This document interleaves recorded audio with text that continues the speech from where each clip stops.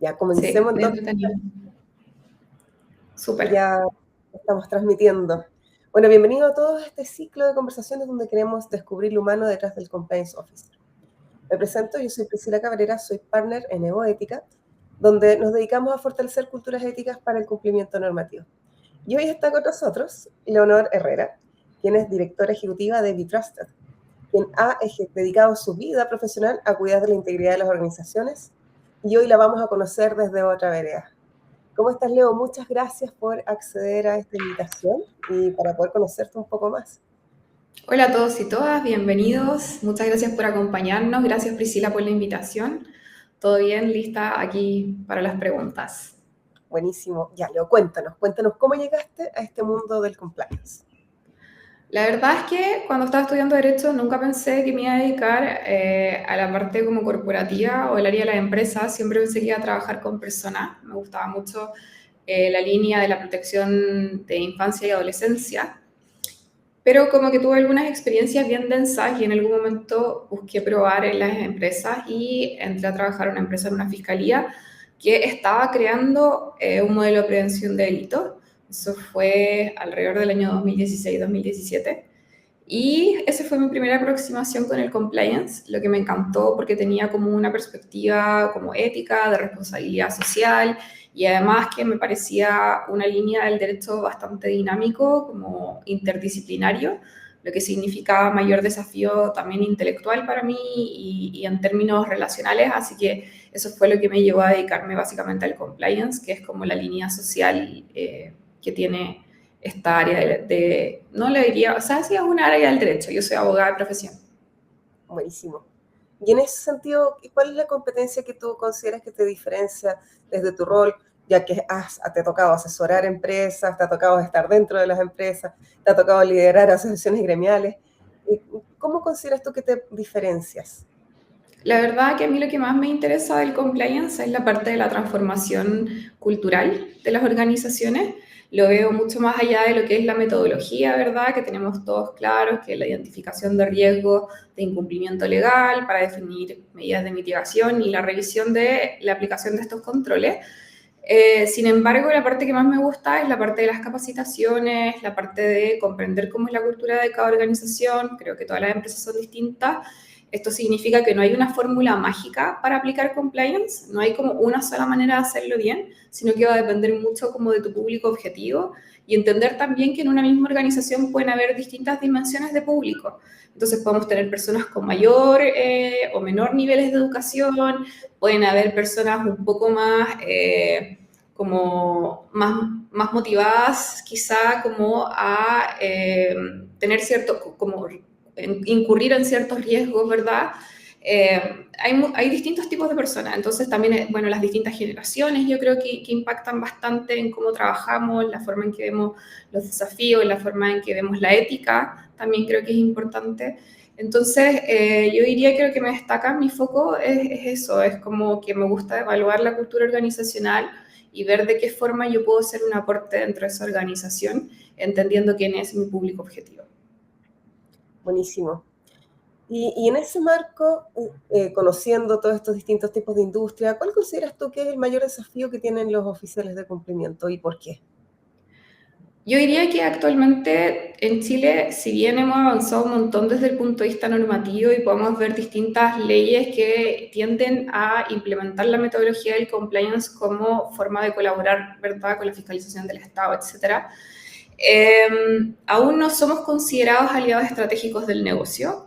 Nos cuesta entrar a esa parte. Yo creo que existe todavía como una resistencia por parte de las empresas a entender que el compliance es un aliado, es una forma de protección de la organización y también puede, obviamente, proteger la reputación de la organización y tiene un montón de cosas que suman más allá de solamente ejercer control o revisiones. Yo creo que ese es como el mayor desafío todavía que tenemos como culturalmente, que es entender cuál es el valor real del compliance, hasta dónde podemos llegar nosotros como profesionales dentro de una organización, apoyando a la administración, apoyando al directorio, etc. Interesante eso. ¿Mm? Ese sería como el siguiente nivel, porque me recuerdo con Con la Rebeca, ella me hablaba de la parte de conductual y tú lo estás abordando desde la mirada de la estrategia, que me parece como que se complementan las dos entrevistas en ese sentido. Oye, Puede ser. ¿y qué desafíos tú consideras que hay adicionales por ser una mujer dedicada al mundo del cumplimiento? La verdad es que yo creo que para mí cuando partí fue un tema porque creo que hay muchos prejuicios asociados al comportamiento de la mujer, ¿verdad? Si una mujer, cómo se expresa, cómo se viste, incluso cómo nos vemos, si es que tenemos un tono muy duro, si es que somos muy directas, si es que somos poco diplomáticas, si es que somos demasiado amables.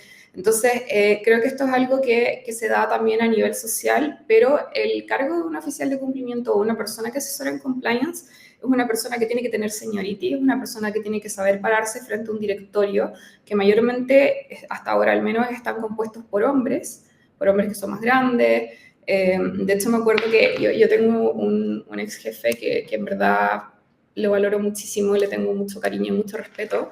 Y cuando recién empecé a trabajar con él, yo era súper más joven y a veces él decía, esta niñita. Entonces, como, no sé qué, ayuda a esta niñita.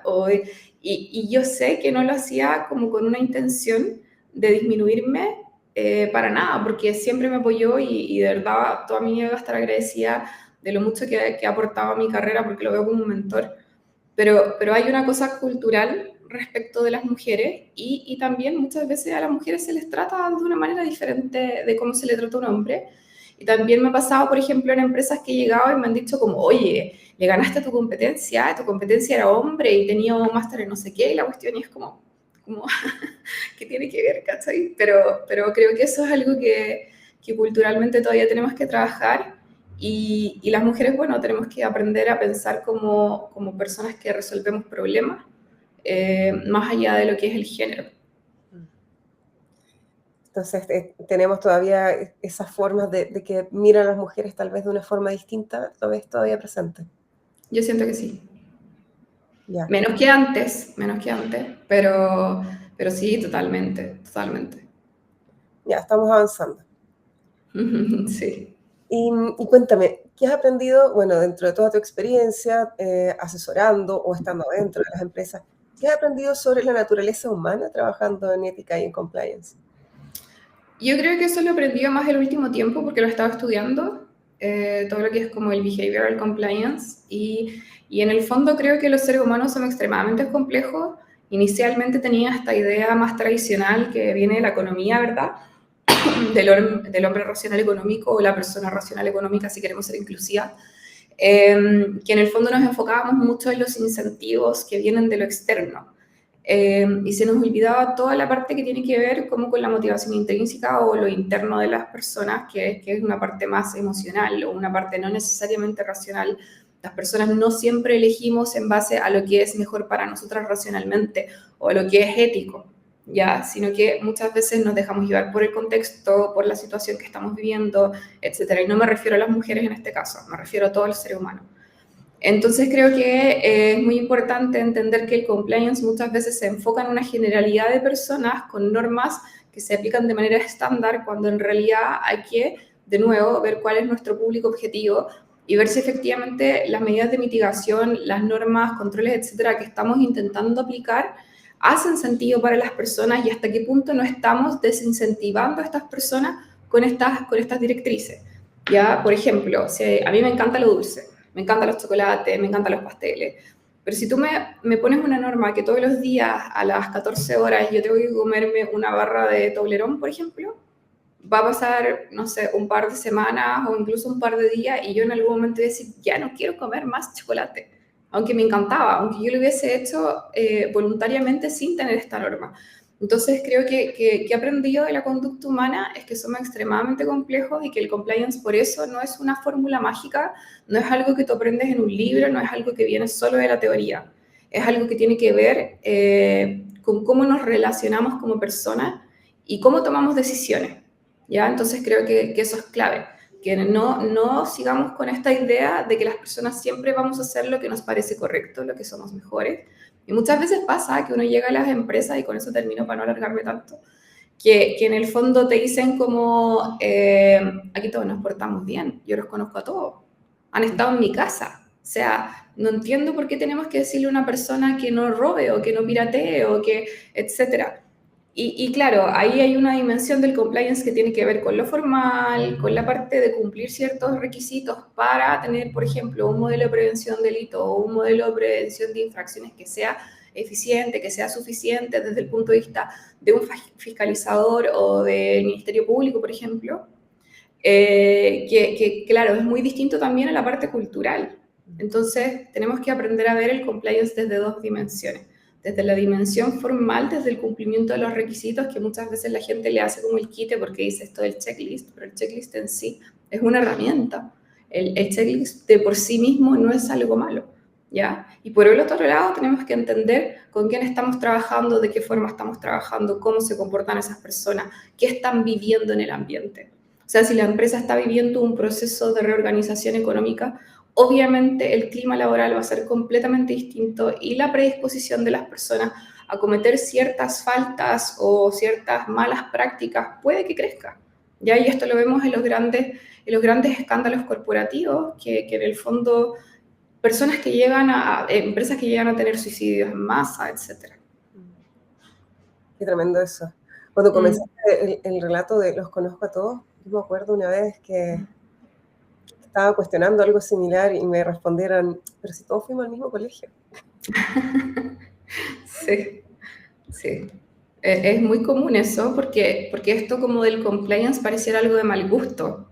Es como que feo que yo le voy a decir a mis trabajadores que tienen que cumplir la ley, que poco motivante o que falta de respeto, cuando en realidad lo que se está haciendo son marcar directrices para que todos podamos tomar decisiones de manera más tranquila, de manera más ordenada respecto de lo que la misma organización espera de ti. Y eso es súper importante entender, o sea, las organizaciones no son familias, no son amigos, son empresas, ¿ya? Entonces uno se relaciona de manera distinta a que como se relaciona en el patio de su casa con su amigo. Sí, así es. Es una organización. Y en ese sentido, si pudieses cambiar una sola cosa en cómo se vive el compliance hoy en día en las empresas, ¿qué cambiarías? Yo creo que tiene que ver con eso que hablábamos de esta resistencia que hay respecto del compliance, de verlo como un externo o, claro, porque está la autonomía e independencia del cargo, ¿verdad? Que es clave para poder efectivamente cumplir el rol de oficial de cumplimiento o la función de compliance. Hablemos de función de compliance si queremos ser más amplios, ¿ya? Pero se ve como si eso nos dejara fuera de la organización, como si no fuéramos parte de la empresa, como si nosotros no quisiéramos que a la empresa le vaya bien, que la empresa lucre, que en el fondo, bueno, estoy hablando obviamente de organizaciones con fines de lucro, pero en el caso de organizaciones sin fines de lucro que cumpla con su propósito, nosotros buscamos que la empresa o la organización cumpla con un propósito. Nosotros somos parte de la organización.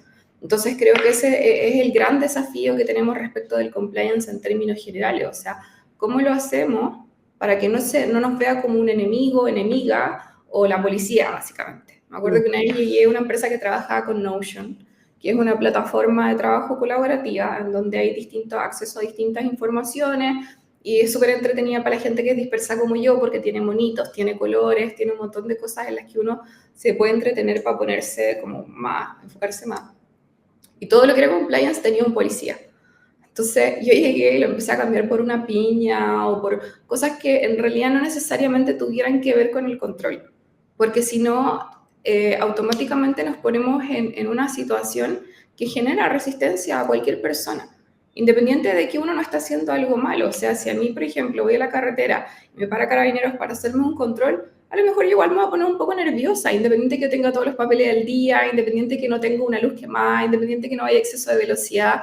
El hecho de que una autoridad me controle me genera un poco de ansiedad, ¿ya? Porque no sé qué va a pasar, es como cuando uno da una prueba, ¿ya? Yo puedo haber estudiado un montón, pero yo no sé cuál va a ser el resultado, porque el resultado depende de un otro también, ¿ya? Sí. Depende también de un factor que uno no puede controlar. Exactamente. Hoy, Leo, llegamos a la parte final del ping-pong. Súper. Son preguntas cortas y rápidas. Un valor ético que siempre llevas contigo. Yo creo que la coherencia. Intento ser lo más coherente posible entre lo que digo y lo que hago.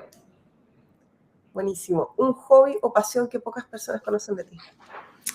Hace poquito empecé un podcast que se llama Solteras Nunca Solas, no tiene nada que ver con compliance, pero también tiene un foco más o menos social y que tiene que ver con desmitificar un poco lo que es la soltería y las nuevas formas de relacionarse.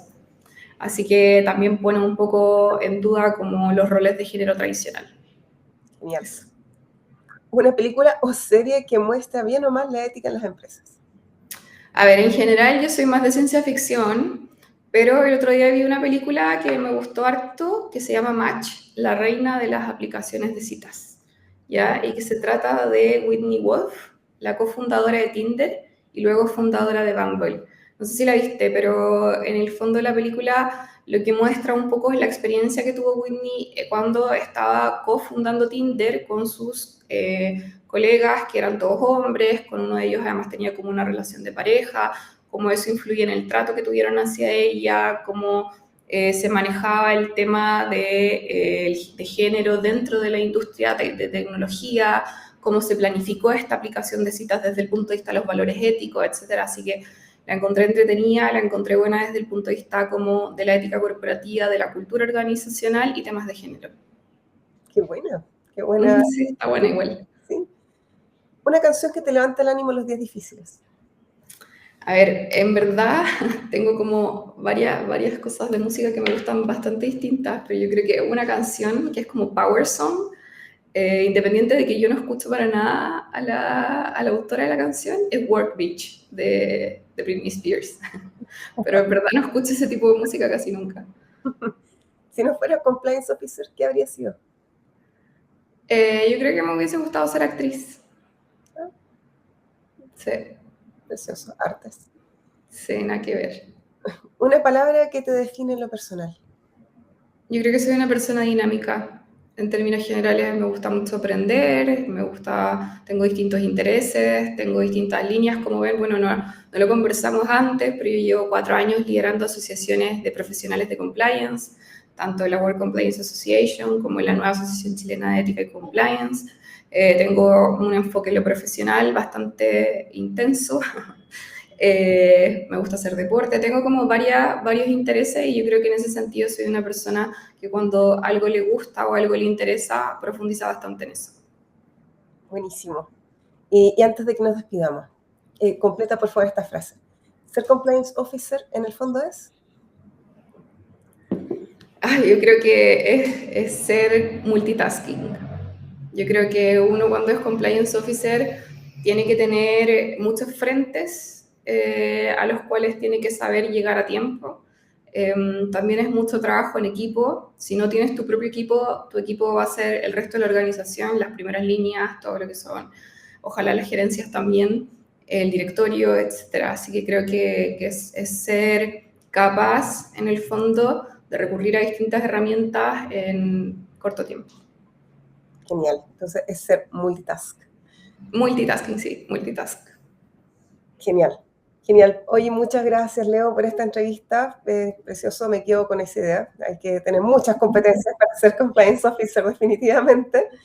Y gracias por mostrarnos hoy el lado humano de tu rol y de todos los que hemos visto en distintas instancias, exponiendo, liderando. Y también muchas gracias a quienes nos ven y recordar que detrás de cada rol siempre hay una persona igual como somos todos nosotros. Así que nos vemos próximamente en un siguiente live. Que tengan una excelente tarde. Leo, mil gracias. Muchas gracias a ti, a Evoética y a todos los que nos acompañaron. Nos vemos. Nos vemos. Chao, chao.